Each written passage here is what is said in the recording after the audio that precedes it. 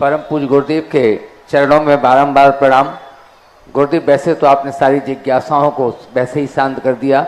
थोड़े से सवाल थे और आपके बारे में मैं थोड़ा बहुत अध्ययन करता रहता। मैं भी ब्राह्मण हूँ और श्रीमद् भागवत कथा भी करता, आपके दिए हुए प्रवचनों को उनमें उल्लेख करता रहता।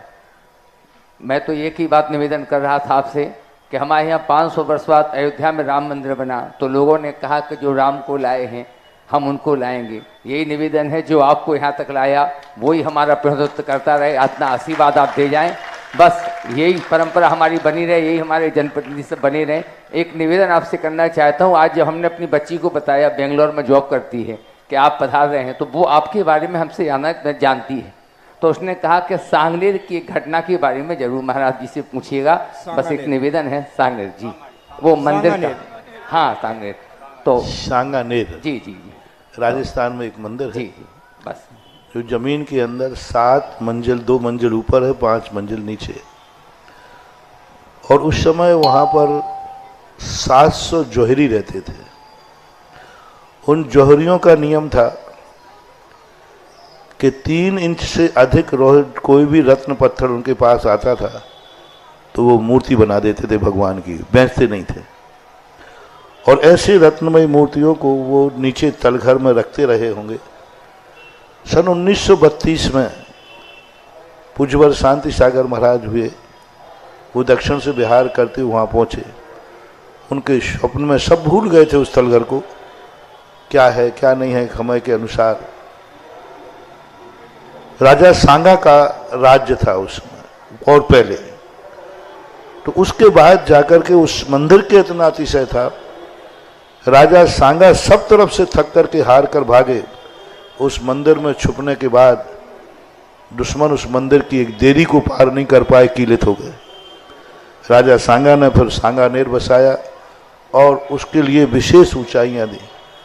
और उस मंदिर में राजा सांगा का प्रति वर्ष किसी कार्यक्रम में श्रीफल आता था। आमेर वहाँ से 25-30 किलोमीटर दूर है।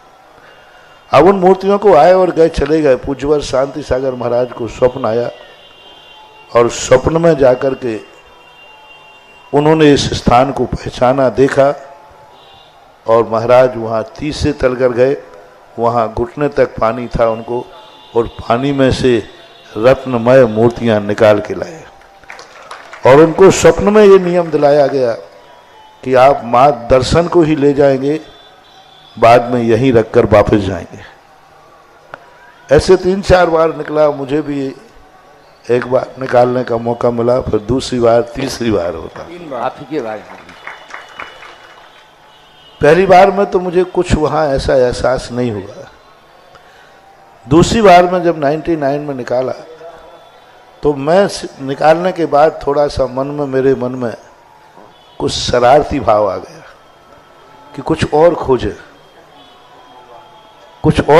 कुछ नया देखें यहाँ पर। तो जिस रास्ते पर मुझे नहीं जाना चाहिए था, मैं गुफा में कई रास्ते हैं, उस रास्ते में चला गया। और एक छोटा सा एक कमरा था गुफा रूप में, वहाँ जाते ही वहाँ पर एक बहुत बड़ा नाग बैठा हुआ था। आपके जो कुर्ता पहना ना, कलर यही था, बस बीच में चिट्टे थे काले। और जैसे गया उसने फन फैला दिया। मैं समझ गया कि गलती मेरी हुई, आज जीवन का अंतिम समय है। लेकिन वह कुछ नहीं बिगड़ा और हम जाकर के वहाँ, फिर वो हमारे बीच में से निकल के आगे निकल गया मुझसे कुछ। मैंने कहा इसका पीछा करो। पीछा करते करते वहाँ जब गए, देखा तो वो नीचे चला गया। मैंने कहा नीचे गया है और कुछ है नहीं नीचे, पाषाण रहा। वहाँ एक पत्थर को उठाया तो नीचे फिर तलघर था। वहाँ एक मूर्तियों का बहुत बड़ा जखीरा था, वो फिर मैं लाया। उसके बाद वहाँ की एक विधि विधान है, साधु लाते हैं, निश्चित समय के लिए लाते हैं, सबको दर्शन कराते हैं, पुनः विराजमान करते हैं। कहानी इतनी बड़ी है कि कई दिन तक चल जाए, लेकिन संक्षेप में आपने पूछा इसलिए मैंने बता दिया। बहुत अतिशयकारी मूर्ति है, बहुत अति